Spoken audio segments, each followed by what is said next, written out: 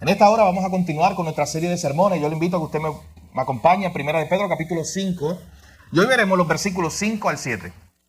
Nuestro tema para hoy es el Dios que cuida a su pueblo en medio del sufrimiento.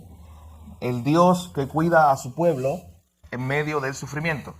Le invito a que esté en pie conmigo, aquel que pueda, para darle lectura al texto. Primera de Pedro, capítulo 5. Y veremos los versículos 5 al 7.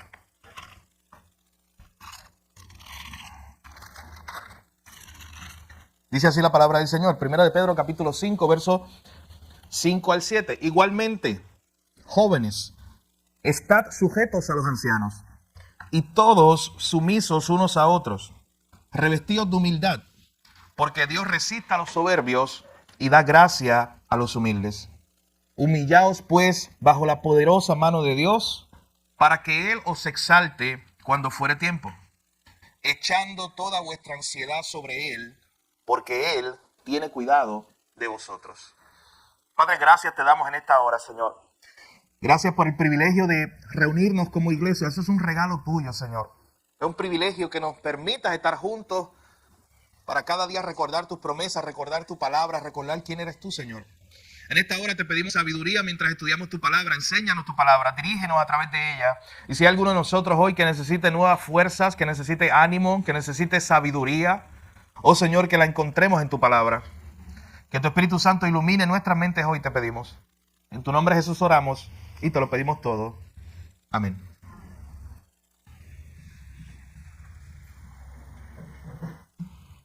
Cuando hablamos de la historia de la iglesia en el siglo XIX, estamos hablando de los años 1800, hay muchas figuras ahí que resaltaron y usted probablemente ha escuchado muchas de ellas. Esa es la época donde aparece, por ejemplo, Moody, aparece Charles Spurgeon, y aparecen muchas otras figuras que de una u otra manera cambiaron la historia, aportaron a la iglesia, fueron de bendición a su sociedad, incluso a su país. Pero de forma particular, en esa Inglaterra o en esa región de Gran Bretaña del siglo XIX, hay una figura que de una u otra forma estuvo asociada con esos primeros dos que yo mencioné, que también cambió la historia y que contribuyó en gran manera a la expansión del evangelio en su país. Y estoy hablando de George Mueller. George Mueller, si usted nunca ha escuchado de él, hay películas, documentales, libros que yo le invito a que usted pueda revisar. Pero George Mueller fue una figura muy importante porque fue un pastor que se dedicó a construir orfanatos para niños. Había un gran problema en Inglaterra en esa época, y era que había muchos niños abandonados literalmente a su suerte. No existían los programas de beneficio social o de departamento de la familia, como lo conocemos acá, que podían ayudar a estos niños. No existían los orfanatos que hoy tenemos con todos sus cuidados. Así que era muy difícil, era una tragedia para muchos de estos niños. Los tomaban como esclavos, los ponían a trabajar 20 horas. No les daban buen alimento, morían en la calle.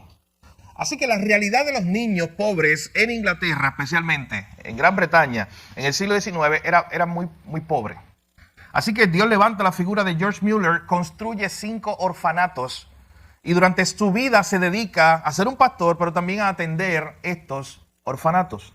De él se han contado muchas historias. De hecho, él registró en sus libros, y usted lo puede leer, sus notas, las miles y miles de peticiones que él vio contestadas.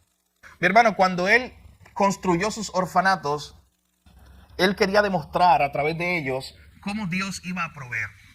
Él quería demostrar y que quedaran patentes, que quedara muy claro ante la sociedad alrededor que era Dios el que estaba proveyendo, el que estaba cuidando su iglesia. Así que George Mueller no tenía grandes cantidades o sumas de dinero para construir los orfanatos. Literalmente se hicieron por fe. Esta canción que cantamos al final es una buena introducción para esta historia y para nuestro tema, porque literalmente George Mueller vivió por fe. Estuvo, mis hermanos, atendiendo durante su vida a cerca de 10,000 niños. Escuche bien.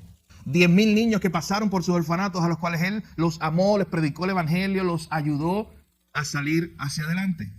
Luego de ser pastor, director de orfanatos, a los 70 años, surge la oportunidad de ser misionero. ¿Y sabe qué hizo? Se fue. Escuche bien, si usted todavía no tiene 70 años o está por ahí cerca, todavía tiene la oportunidad. A los 70 años comenzó George Mueller a ser un misionero. Y fue misionero como por los próximos 13 años. predicando el evangelio en muchas ciudades. Él murió a los 92, 93 años y hasta ese día, el día anterior, él estuvo en su iglesia predicando, hablando de Cristo, hablándole a las otras personas acerca de la bondad de Dios. En una ocasión alguien le había preguntado si Dios le había fallado. Y él muy enfáticamente dijo, no, Dios siempre ha sido fiel y nunca me ha fallado. Pero yo quiero que usted escuche brevemente una historia. Probablemente ha escuchado alguna versión de esta historia porque es muy famosa. Y es acerca de cómo entonces tenemos una empresa que no está produciendo dinero, un orfanato, que no hay fuente de ingreso activa. ¿Cómo comen los niños? ¿Cómo se pagan a los empleados? ¿Cómo se limpia la estructura? ¿Cómo se mantiene todo ese orfanato si no hay activamente una fuente de ingresos y ellos están dependiendo totalmente de Dios? Hay una historia muy interesante que un día, una mañana, y esta historia la cuenta una dama que se llama Abigail, que ella estuvo allí, ella vio esto, ella está narrando algo que ella vivió. Ella cuenta que una mañana Abigail estaba jugando en el patio, allí en el jardín, y George Mueller se le acerca, la toma de la mano y le dice, ven conmigo, mira lo que Dios hará. Simplemente le dice eso. Llegan al comedor, todos se sientan, todos los niños se sientan, cientos de niños habían allí en ese momento. Preparan los platos, preparan los vasos. Ellos prepararon todo, pero había un problema. En realidad no había comida. Así que había que prepararse para ir a la escuela, a llevarlos a la escuela, porque parte del servicio era llevar a estos niños a la escuela. Así que había que prepararlos a todos. Pero muy interesante, George Mueller toma a esta niña, la sienta también en la mesa y le dice a todos los niños, tenemos que irnos pronto a la escuela, pero antes vamos a orar para darle gracias a Dios por la provisión que Él nos dará. Así que él comienza a orar y le da gracias a Dios. Le dice, querido Padre, te damos gracias por lo que nos vas a dar de comer. Noten que en ese momento ellos no tenían nada. Pero simplemente él dice eso. Señor, gracias porque por fe creemos que tú nos darás alimento. Y que estos cientos de niños hoy también se irán con alimento antes de ir a la escuela. Cuenta el relato de esta dama que estuvo allí. Ella cuenta que cuando terminaron de orar se escuchó un duro golpe en la puerta. Alguien estaba tocando la puerta. ¿Y sabes quién estaba allí? Estaba el panadero de la ciudad. Y el panadero de la ciudad le dijo, señor Mueller, anoche yo no pude dormir. Y me levanté a las 2 de la madrugada, inquieto porque no podía dormir. Y sentí una carga, una necesidad de prepararle pan para tu orfanato. Así que ahí está, vamos a bajarlo. Y comenzaron a bajar grandes cantidades de pan fresco para alimentar a los niños. De hecho, él comenzó a orar y dijo, gracias te damos, Señor, por este pan, porque tú escuchas nuestra provisión, porque tú nos das provisión y tú escuchas nuestras oraciones. De hecho, él estaba animado y le decía a los niños, hoy comemos pan fresco, porque normalmente no comían pan hecho por el panadero horas antes. Cuando él termina de orar, ¿sabes qué ocurre? Tocan otra vez la puerta y ahí estaba el lechero de la ciudad. Mi hermano, esto no es una historia inventada. Y ahí estaba el lechero de la ciudad. ¿Y sabes qué había ocurrido? Que el carro del lechero, el carruaje, se había dañado frente al orfanato. Y él le dice, señor Mueller, yo tengo leche fresca que me gustaría darle a los niños porque necesito vaciar mi carro para moverlo de aquí y llevarlo a reparar. ¿Tú puedes tomar toda esta leche? ¿Te imaginas lo que hizo el señor Mueller y todos esos niños ahí en ese momento? Esa oración genuina de agradecimiento a Dios por la provisión. Pero hermano, estas son historias reales, que tú también tienes algunas de ellas, pero pregúntate, ¿por qué tú y yo no tenemos esa fe? ¿Por qué tú y yo no creemos? Porque este es el mismo Dios que nosotros, que no ha cambiado. ¿Por qué tú y yo no creemos de la misma forma en Dios? De que Él es capaz de suplir nuestra necesidad más básica. Y George Mueller oraba y decía, Señor, aquí yo estoy, tú me traíste aquí, estos niños son tuyos, tú vas a proveer. Y de la forma que Dios solo sabe hacer esos días, esa mañana los niños tuvieron leche y tuvieron pan. Hermano, el Señor nos ayude a tener la misma fe. El Señor nos ayuda a tener esa misma dependencia del Señor. Depender totalmente de Él. Descansar totalmente en Él.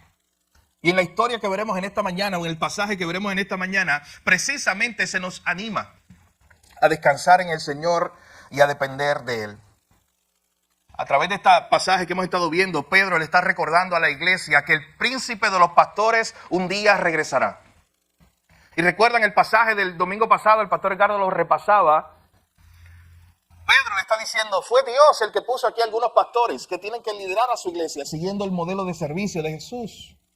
Fue Dios el que ha preparado la iglesia para que en medio del sufrimiento la gente, estos hermanos, no sufrieran solos, sino que tuvieran una comunidad de fe. Y Pedro lo que está haciendo en ese capítulo 5 es mostrando de cierta manera el regalo que es la iglesia para el pueblo de Dios que está sufriendo. Hermano, hubo un hombre que se llamaba Dietrich Bonhoeffer que estuvo preso muchos años, mucho tiempo en cárceles de los nazis, por ser un pastor, por predicar el evangelio. Y una de las cosas que él más destacaba era la importancia de la comunidad.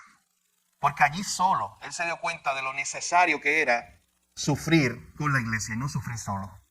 Y en muchos de sus escritos, cartas y escritos y libros que él escribió desde la cárcel, él destacaba eso. Él decía, oye, no tengas en poco la iglesia. Dios te la ha dado, Dios te la ha regalado para que no sufras solo. Dios te ha dado la comunidad para que abras tu corazón y sufran juntos. Así que parte del capítulo 5, lo que Pedro quiere recordarnos es que este pueblo, esta iglesia que estaba sufriendo en gran manera, podía encontrar paz también por medio de la iglesia. El Señor podía darle paz a estos hermanos, podía darles consuelo por medio de la iglesia. Así que en el pasaje que veremos hoy, veremos que Pedro da 3 exhortaciones a estos hermanos. Mis hermanos, ya quedan como 2 sermones. Yo hablaba con el pastor Edgardo esta mañana, más o menos como 2 sermones de esta carta. Así que esta carta ya se está acabando. Pedro ya está aterrizando el avión. ¿Y cuáles son algunas de esas últimas exhortaciones que él quiere darle a la iglesia?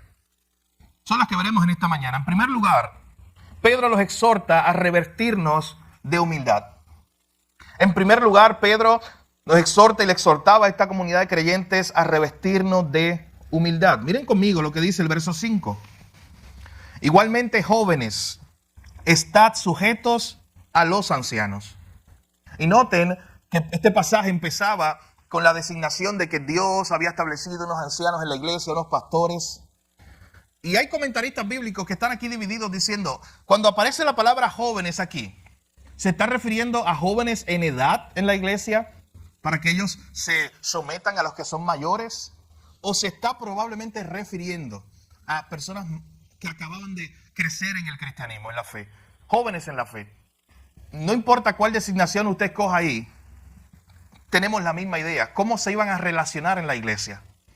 ¿Cuál debe ser la actitud que deben tener los hermanos mientras se aman y se cuidan unos a otros en medio del sufrimiento? Y Pedro nos va a mostrar en esta hora, a través de este versículo 5, cuál debe ser esa actitud que deben tener los hermanos mientras sufren juntos. Miren lo que dice, igualmente jóvenes estén sujetos a los ancianos. Y todos, hablando de la iglesia completa, sumisos unos a otros, revestidos de humildad. Ahí se nos da la primera exhortación. Revístanse de humildad. Hermano, y cuando dice que nos pongamos, la idea que presenta el texto es como que nos pongamos la ropa de humildad. ¿Y sabes por qué nos tenemos que poner la ropa de humildad? Porque no es la ropa con la que tú naces. No es lo que tú y yo tenemos diariamente. Es por eso que intencionalmente tenemos que revestirnos de humildad. Para que yo pueda disfrutar de la comunidad de la iglesia. Para que yo pueda aprender a amar a mi hermano, especialmente cuando está sufriendo. El texto me dice aquí que todos tenemos que revestirnos de humildad. Que tenemos que estar sumisos unos a otros. Que yo no puedo ver a mi hermano por debajo. Y noten dónde está este contexto, en qué momento. Es en el momento, vuelvo y repito, de sufrimiento. ¿Sabe por qué? Porque si yo tengo a mi hermano que viene delante de mí y él está sufriendo y yo lo veo por debajo, yo me creo superior, yo no voy a ser de mucho consuelo para él. Es probable que yo le diga, oye, tú tienes un pequeño problema, tú tienes una pequeña enfermedad, pero yo he tenido 5 enfermedades y estoy aquí. ¿Y por qué te estás quejando? ¿Usted ha encontrado gente así? Que cuando tú esperas consuelo, cuando tú esperas que te animen, cuando tú esperas que recibir un abrazo y que simplemente esté contigo para consolarte en medio del sufrimiento, lo que hace, mi caso es peor que el tuyo. Porque no te está viendo como un igual, te está viendo como inferior. Y Pedro lo que está haciendo aquí es diciendo, no, tenemos que someternos unos a los otros, tenemos que revestirnos de humildad. Y cuando venga un hermano en necesidad, cuando venga un hermano sufriendo, tú que eres igual que él, tienes que abrazarlo, amarlo. Mira lo que dice aquí la última parte del verso 5, porque este llamado a revestirse en humildad, porque Dios resiste a los soberbios y da gracia a los humildes. Mi hermano, Pedro está citando un proverbio, que es el Proverbio capítulo 3. Pedro está citando un proverbio y este pasaje también aparece en Santiago, así que es un pasaje importante que aparece en la Biblia varias veces. Dios resiste a los soberbios y da gracia a los humildes. Y antes de entrar de lleno en esa idea que presenta ese pasaje, definamos por un momento humildad, mis hermanos. Humildad no es otra cosa que reconocer nuestra posición delante de Dios y delante de los hombres. Es reconocer que Dios está por encima de mí, que yo no soy el que está en el tope. La soberbia es la que me lleva a mí a ponerme allá arriba en el tope y decir, todo el mundo está debajo de mí. Eso es una persona soberbia. Pero la persona humilde es la que reconoce que Dios está por encima de él. Así que eso es humildad, reconocer nuestra posición delante de Dios. Cuando usted ve en la misma Biblia, si usted quiere buscar una definición y un ejemplo de humildad, usted puede ir a Filipenses capítulo 2. Ahí se nos describe ese glorioso ejemplo de Cristo. En Filipenses capítulo 2, desde el verso 1, miren lo que dice acerca de lo que es la humildad. De este mismo llamado que está haciendo Pedro aquí, de revestirse de humildad. Pablo dice allá en Filipenses capítulo 2, verso 1, por tanto, si hay alguna consolación en Cristo, si algún consuelo de amor, si alguna comunión del Espíritu, si algún afecto entrañable, si alguna misericordia, completad mi gozo, sintiendo lo mismo, teniendo el mismo amor, unánimes, sintiendo una misma cosa. Y miren ahora la definición de humildad, los versos 3 y 4. Nada hagáis por contienda o por vanagloria, antes bien con humildad, estimando cada uno a los demás como superiores a él mismo, no mirando cada uno por lo suyo propio, sino también cada cual también por lo de los otros. Esa es la verdadera actitud humilde. Cuando yo no me considero en la posición superior. Y usted sabe quién es el mayor ejemplo de esto. Vea el verso 5 en adelante. Pablo entonces presenta a Cristo y dice, Jesús es el mejor ejemplo de esto. Jesús es el modelo por excelencia de alguien humilde, que no, él siendo Dios, no se puso él simplemente como por encima de todos, sino que él se humilló. Esa es la actitud humilde que Pedro nos está llamando a tener, revestirnos de humildad. Porque Dios resiste a los soberbios y da gracia a los humildes. Mi hermano, ¿usted sabe por qué Dios resiste a los soberbios? Porque los soberbios son autosuficientes. Ellos creen que lo tienen todo, ellos creen que no tienen necesidad de nada. Pero el humilde recibe gracia porque el humilde sabe que no tiene nada. El humilde sabe que necesita de Dios. El humilde sabe que él no puede vivir sin Dios, que él necesita una obra de Dios. Los soberbios se consideran llenos. Ellos se consideran que no les falta nada. Por eso no reciben nada. Por eso dice el texto que Dios resiste a los soberbios.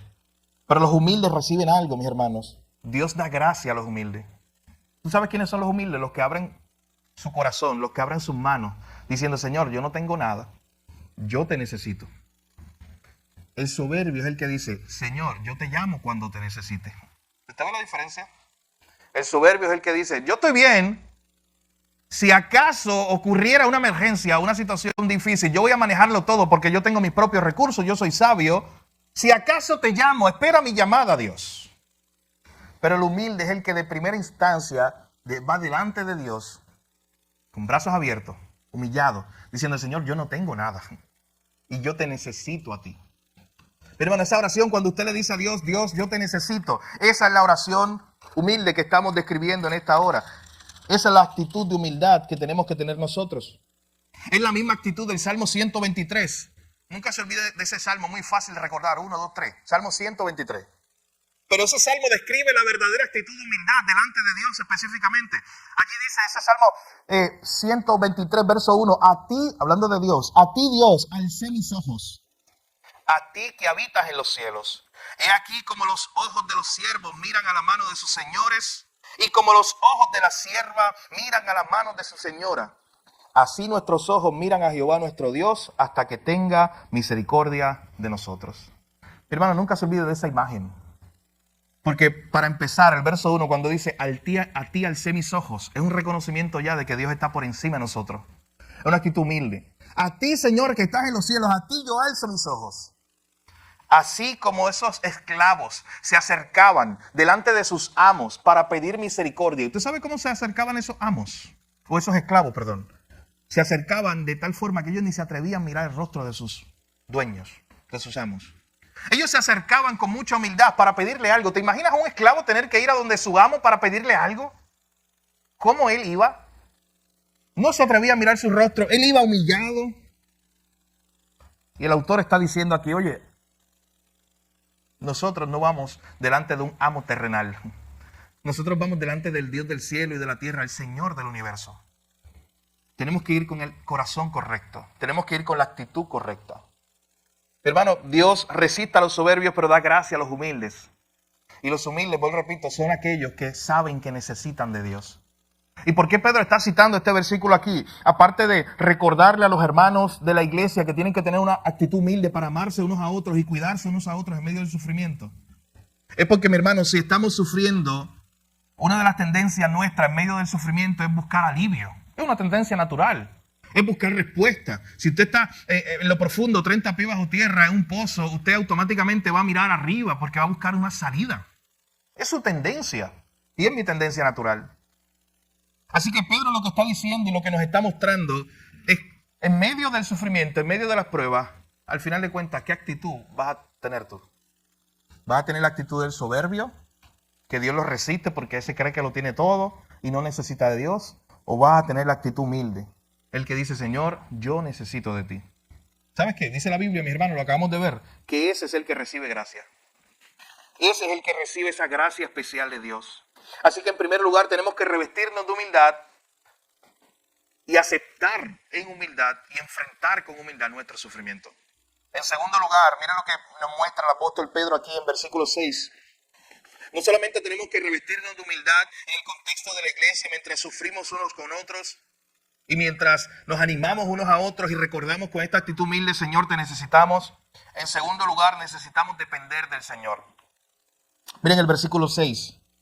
Humillaos pues bajo la poderosa mano de Dios para que Él os exalte cuando fuere tiempo. Mi hermano, este versículo es muy importante en las palabras que Pedro le quiere llevar a su iglesia. Humillaos bajo la poderosa mano de Dios para que Él os exalte cuando fuere tiempo. No solamente debemos ser humildes unos con otros, como ya vimos, sino que Pedro nos está animando a tener esta actitud de humildad delante de Dios. Y cuando dice humíllate delante de la poderosa mano de Dios, es reconocer el poder y la autoridad de Dios, especialmente en los momentos más difíciles. Hermano, ¿cómo tú vives en los momentos más difíciles de tu vida? ¿Vives queriendo mostrar a todos que tú puedes enfrentarlo? Usted sabe que hay gente que está destruida, que está devastada, pero por mostrarle a otra persona que no está destruida, sigue adelante sin hablar, sin decir, oye, tengo una necesidad. Por el orgullo, porque no quiere mostrar que tienen una necesidad. Pero esta actitud del verso 6 es humíllate bajo la poderosa mano de Dios. Ve delante de Dios. Pedro le dice a esta iglesia, ustedes están pasando por la persecución, por el sufrimiento, por la prueba. Vayan delante de Dios con esta actitud de humillación, reconociendo quién es Él. Vayan delante del Señor y humíllense bajo la poderosa mano de Dios. Reconozcan el poder, reconozcan la autoridad de Dios, especialmente en los tiempos de sufrimiento. Hay un pastor, Juan Sánchez, que escribió un comentario de este libro, yo les he hablado antes de él, y él dice lo siguiente sobre este versículo. Él dice, el Dios que liberó a Israel de Egipto, el Dios que levantó a Jesús de la tumba con todo poder, ese mismo Dios tiene el poder de librarnos en medio de nuestro sufrimiento. No existe lugar más seguro en el universo que refugiarnos bajo la poderosa mano de Dios. Eso es lo que está diciendo Pedro aquí. Cuando dice, humillaos pues bajo la poderosa mano de Dios. Pedro les está diciendo a estos hermanos, no existe en el universo un lugar más seguro que refugiarnos bajo la poderosa mano de Dios. En otras palabras, sabiendo que Él es el que nos cuida, sabiendo que Él es el que nos sostiene, sabiendo que Él es el que nos provee. Y por eso estamos ahí humillados, escondidos bajo la poderosa mano de Dios. Y mira lo que está ocurriendo también. Pedro está animando a estos hermanos porque estos hermanos están sufriendo, estos hermanos están siendo perseguidos. Y mira lo que dice al final del verso 6. Humíllense, vivan de esa manera, humillados delante de la poderosa mano de Dios, para que Él los exalte cuando fuere tiempo. En otras palabras, Pedro anima a estos hermanos diciéndole, oye, ustedes van a ser exaltados, Dios se va a glorificar, Dios va a hacer algo. Dios los va a sacar de ese sufrimiento, Dios los va a sacar de esta prueba. Así como ustedes hoy han sido humillados, un día van a ser exaltados. Así como han sido humillados delante de los hombres, un día serán exaltados. Esto es lo que Pedro le está diciendo a estos hermanos. ¿Y usted sabe qué modelo o qué ejemplo está siguiendo Pedro? A Jesús. En los capítulos anteriores, ¿no recuerda el capítulo 3 cuando Pedro decía, Cristo fue muerto, fue crucificado? Y después decía, pero después resucitó y está allá a la diestra, sentado con toda autoridad. Él fue humillado y luego fue exaltado. Así que es lo mismo que está diciendo Pedro aquí. Pedro los está animando. Hermanos, ustedes un día van a ser exaltados también. Un día van a salir de esta situación, pero no al tiempo de ellos, sino al tiempo de Dios. Y por eso ese versículo 6 es tan importante. Para que el Señor os exalte cuando fuere tiempo. Si usted quiere ponerlo de una forma más fácil, para que el Señor los saque de ese sufrimiento. Es lo que le está diciendo. Cuando fuere tiempo. ¿Cuando fuera el tiempo de quién? El tiempo de Dios. Mi hermano, escuche bien, nuestras pruebas terminan cuando Dios así lo quiere. Nuestro sufrimiento termina no cuando usted quisiera, es cuando Dios quiere. Porque Dios todavía lo está preparando, porque Dios todavía está desarrollando algo en usted. Porque Dios todavía lo está haciendo más dependiente. Como si dijera, oye Ramón, no estás dependiendo tanto de mí. Imagínese eso. Como si Dios me dijera, oye Gil, no estás dependiendo tanto de mí. Voy a permitir esta prueba para que aprendas a depender de mí. Para que aprendas que tu provisión no viene de tu trabajo, de aquello, del otro lado. Para que aprendas que en tiempos de enfermedad no puedes estar buscando otra cosa que mi rostro, humillándote ahí bajo la poderosa mano de Dios. Y Él nos sacará de ahí cuando fuere tiempo. Mi hermano, ellos tenían que depender de Dios. No con un reloj en la mano, esperando, diciendo, Señor, te estás tardando. Señor, ya han pasado 4 días que llevo en la persecución. Imagínate esta gente. Señor, llevamos un mes. Señor, llevamos 3 meses, 4 meses y no vemos cambio. No, mi hermano. No era con un reloj en la mano esperando que Dios los sacara de allí. No. Era humillados bajo la poderosa mano de Dios. Era mirando el rostro de Dios, descansando en Dios, viendo el poder de Dios. De esa forma ellos tenían que esperar. Y de la misma forma, mis hermanos, en la que se nos llama a nosotros a esperar. ¿Usted se imagina que usted pueda escoger las pruebas que vengan a su vida? Que semanalmente, hoy en la noche, haya una computadora donde usted escoja qué pruebas le va a ocurrir a usted por los próximos 6 días. Y que estén divididas por pruebas pequeñas, pruebas leves, pruebas medianas y pruebas grandes. Y probablemente usted cogería todo el tiempo, yo hablo de mí, pruebas pequeñitas, por favor, por esta semana. Y ahí mismo usted coja duración de la prueba.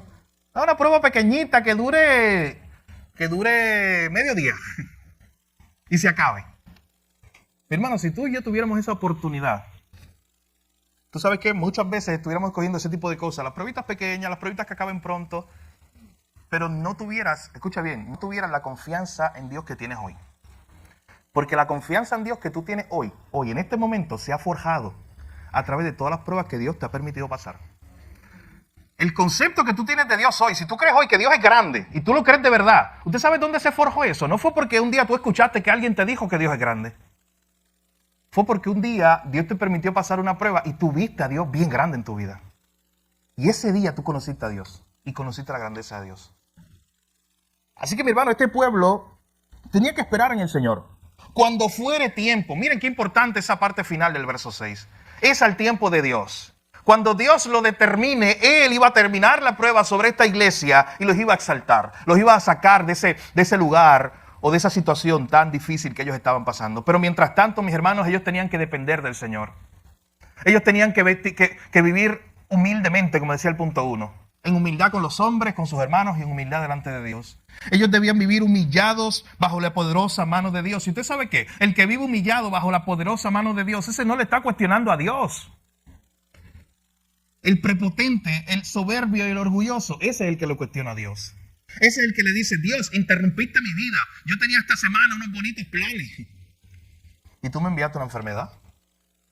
¿O tú me enviaste una crisis en la familia o económica o cualquier situación?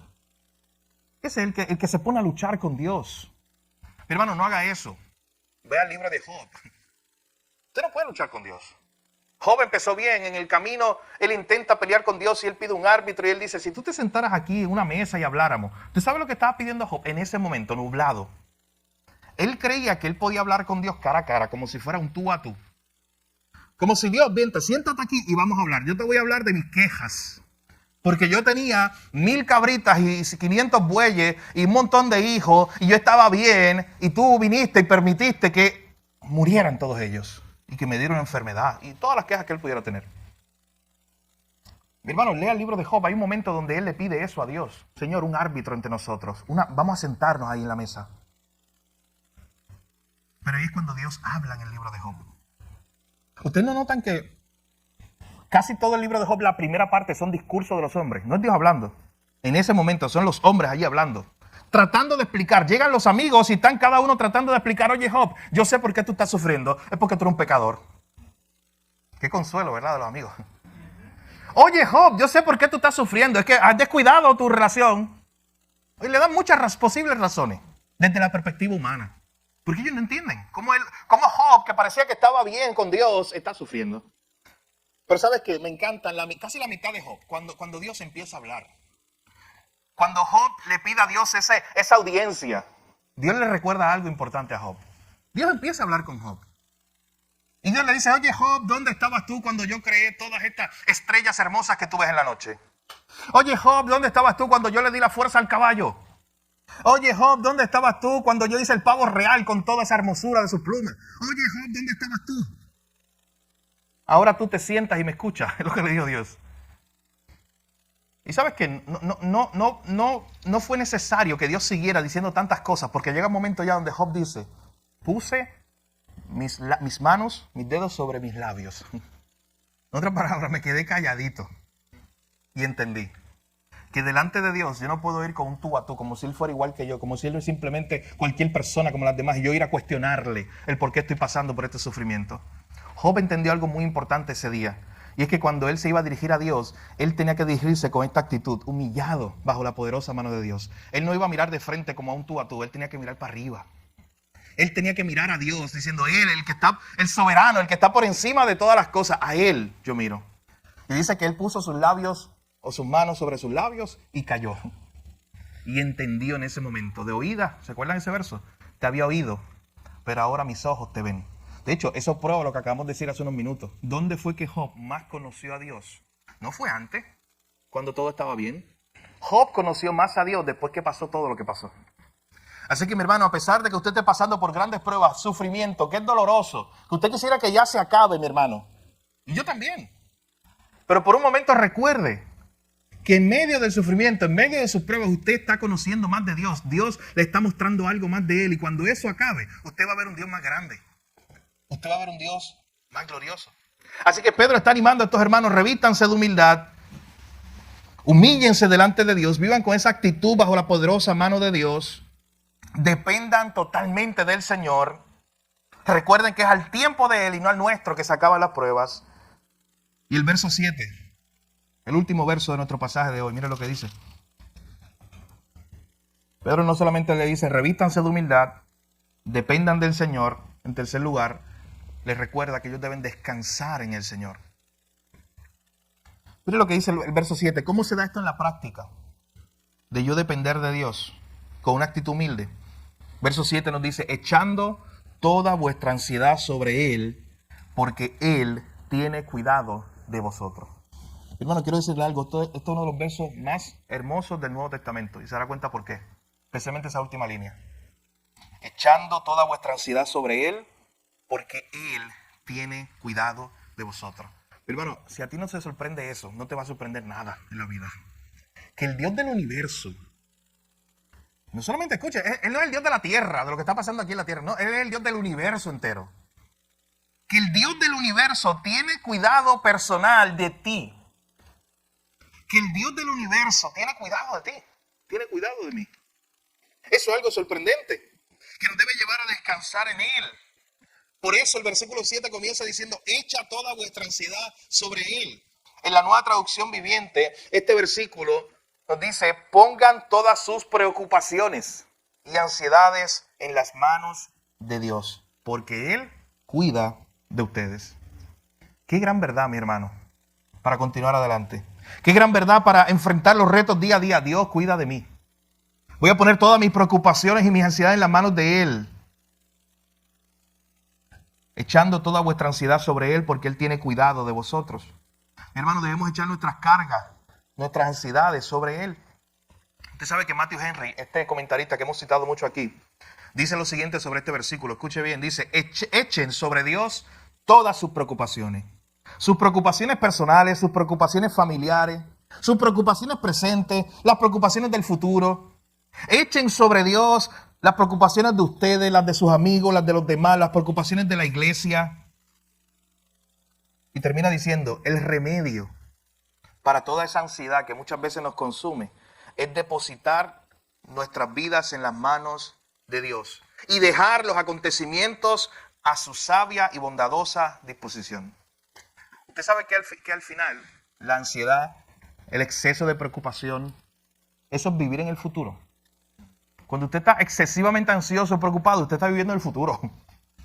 Y como usted está viviendo en el futuro, usted está pensando en lo que va a pasar mañana y después de mañana y de aquí a un mes y de aquí a varias semanas. Usted está preocupado, mi hermano. Usted sabe que eso es algo hasta que cubre o cae en la necedad. Y tú y yo caemos en eso todo el tiempo. ¿Sabe por qué? Porque usted está preocupado por algo que ni siquiera ha ocurrido. Y no solamente eso, es que usted muchas veces está preocupado por cosas que nunca van a ocurrir. Y tú perdiste un día completo de tu vida ansioso y preocupado. Llegó el día y eso no pasó, eso que tú estabas pensando. ¿Usted no le ha pasado que usted estaba bien preocupado por algo y de momento Dios resolvió las cosas? 1000 veces me ha pasado a mí. Usted está bien preocupado, perdió noche, mi hermano. Noche ahí pensando en eso. Y llegó el día y Dios lo hizo tan fácil. Él puede hacerlo tan fácil, mi hermano. Tú tienes que confiar en Él. Yo tengo que confiar en Él. Echen toda preocupación sobre Él. Déjenlas en sus manos. Recuerden el mensaje que Pedro está trayendo. Esto es una iglesia que está sufriendo. Y Él les está diciendo, vayan delante de Dios. Humíllense delante de Él bajo su poderosa mano.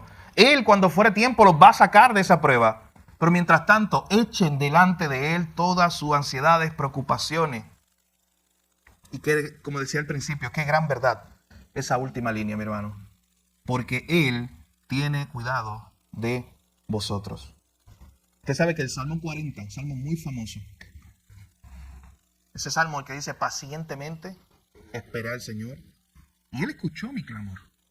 Él me sacó del pozo cenagoso, Él me sacó de allí. Así decía el salmista en el Salmo 40. Pero ese salmista dice algo muy interesante al final del capítulo, que nos recuerda, de hecho es la misma idea que está diciendo Pedro. Allá el salmista dice pacientemente esperé al Señor, Él se inclinó a mí, oyó mi clamor. Él me hizo sacar del pozo de la desesperación, del lodo cenagoso. Pero noten que al final, versículo 17, el salmista dice lo siguiente. Aunque afligido yo y necesitado, Jehová pensará en mí.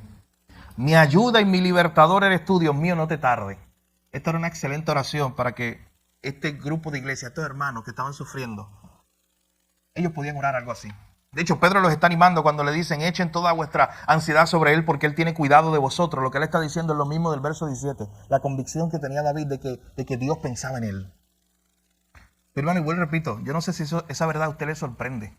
Que el Dios del universo, el que está controlando todas las cosas, mientras Él está controlando todo lo que ocurre en el mundo entero y en toda la galaxia junta. Porque usted sabe, no hay un meteorito que pase, no hay una estrella que explote o que nazca sin el cuidado de Dios. Todo está en sus manos. Pero mientras Él está haciendo todo eso, Él está cuidando de ti. Él está pensando en ti. Y eso es increíble. Eso debe llenar nuestras vidas de gozo, de paz. Dios piensa en nosotros. Dios tiene cuidado particular de nosotros. De hecho, ¿sabes que había un autor puritano, Thomas Watson, que decía, Dios nos cuida como si no hubiera a más nadie a quien cuidar? Escucha bien, y esto no te está diciendo que tú eres especial, que tú eres el hijo favorito de Dios, no es eso. La gente lo puede malinterpretar. No. Es que el cuidado de Dios es tan grande por ti, por ti, por ti. Que es que Dios, cuando Dios está cuidando a Lucy, Él no tiene que hacer una pausa para venir a cuidarme a mí. Él puede cuidar de Lucy y cuidar de mí, ¿sabe? Que al mismo tiempo, y Él lo hace. Eso es lo impresionante. Y no solamente en este grupo de 60 hermanos que hay aquí, mi hermano, multiplíquelo por los millones y millones de cristianos que hay en el mundo y Dios está cuidando de todos y cada uno de ellos al mismo tiempo. Eso es impresionante, mi hermano.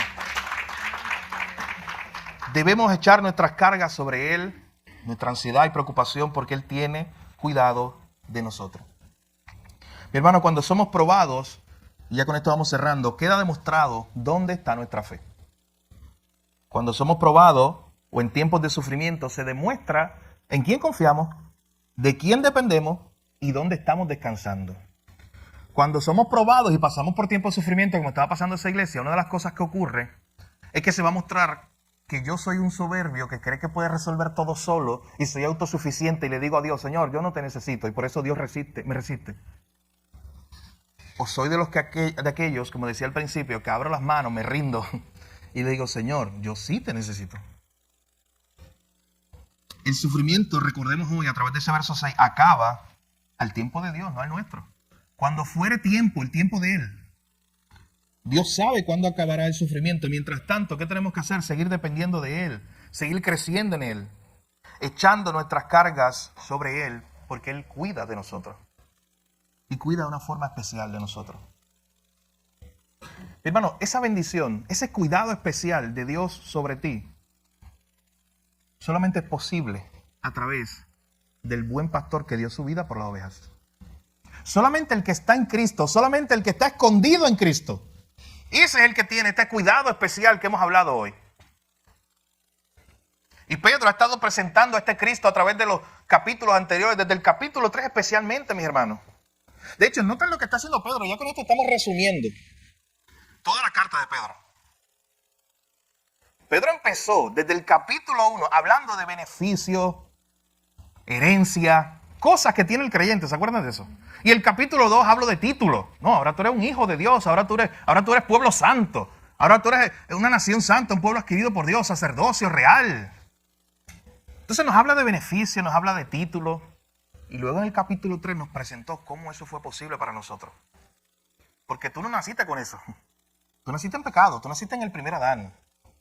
Tú no merecías todos esos títulos y esa herencia en los cielos y esa vida eterna que se te está hablando que tú tienes si estás en Cristo. Todo eso fue posible por el segundo Adán. Todo eso fue posible por Cristo, el capítulo 3. Aquel que padeció, que sufrió en la cruz del Calvario muriendo por tus pecados. Pero que no se quedó allí. Sino que resucitó, se levantó de los muertos, ascendió a los cielos. ¿Y se acuerda cómo se acababa el capítulo 3 y empezaba el 4? Ahora todas las cosas están debajo de su autoridad. Y luego, cerrando el capítulo 5, vuelve a la misma idea Pedro. Diciendo, ustedes son el pueblo de Dios. Dios cuida de ustedes de forma especial. Y Dios lo hace por este Cristo. Notan que es como que literalmente Cristo está en el medio de la carta ahí. Y Pedro está presentando los beneficios que tiene aquel que está unido a Jesús. En esta mañana, si tú estás aquí y no estás en Cristo, estás perdido. Estás fuera del lugar más seguro. Estos beneficios son solo para los que están en Jesús. Y hoy tú puedes estar en Jesús. Hoy tú puedes tener la seguridad de salvación. ¿Sabes cómo? Arrepintiendo de tus pecados. Pidiéndole perdón a Dios. Reconociendo que no te puedes salvar a ti mismo, a ti misma. Quitando esa actitud de soberbia que quieres resolver tus problemas solo. Diciendo, no, incluso, miren, el hombre es tan soberbio en su naturaleza que incluso él cree que puede resolver su problema de salvación. Y por eso el hombre por ahí está buscando salvarse a sí mismo. Por buenas obras, por vivir una vida moral. En los últimos meses yo me he encontrado con gente, y hay casos muy tristes, gente cercana, que ellos viven bien lejos de Dios, pero están intentando construir un camino al cielo a través de buenas obras. Y cada vez que aparece algo para hacer una buena obra, son los primeros que están. Y saben que eso se elogia y la gente dice, mira qué bueno que fulano, fulana está aquí levantando fondos, haciendo esto, cuidando a los niños. Pero cuando usted conoce sus historias y se da cuenta que esos son intentos de estas personas para tratar de llegar a Dios. Y sabes que, mi hermano, es triste pero una realidad. Esos son puentes cortos, eso nunca llegará a Dios. Esos son construcciones que nunca llegarán a Dios. Porque ¿sabes qué? No se trata de que nosotros vamos a Dios de abajo para arriba. El Evangelio lo que nos dice es que Él vino a nosotros. Y eso es lo increíble. Él, Dios, Él mismo vino a nosotros y te vino a buscar, te vino a salvar. ¿Y sabes lo que tú tienes que hacer? Es rendirte y decir, yo no voy a intentar seguir construyendo este puente o esta torre. Esa es la actitud de humillarte bajo la poderosa mano de Dios. Es decir, Señor, yo voy a reconocer que el único camino al cielo eres tú. Que la única forma de salvarte eres tú. De salvarme eres tú. Y cuando tú haces eso y estás en Cristo, por gracia, tienes todas estas bendiciones que Primera de Pedro nos ha enseñado. Una herencia en los cielos, una vida nueva, una vida eterna, un cuidado especial de Dios, una iglesia. Todo esto son regalos que Dios ha provisto para el creyente. Así que si no estás en Cristo, hoy te invito a venir a Él. Pero si estás en Cristo ya, mi hermano, aprende a gozar de todos estos beneficios que Dios te ha dado. Aprendamos a descansar en Él.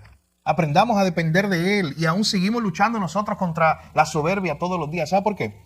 Porque todos los días tú te enfrentas a situaciones donde tú vas a tener que decidir cómo tú lo vas a resolver.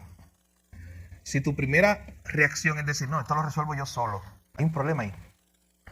Porque no estás buscando al Señor, no estás buscando el cuidado de Él. Recordemos en esta mañana, mi hermano, esta hermosa verdad.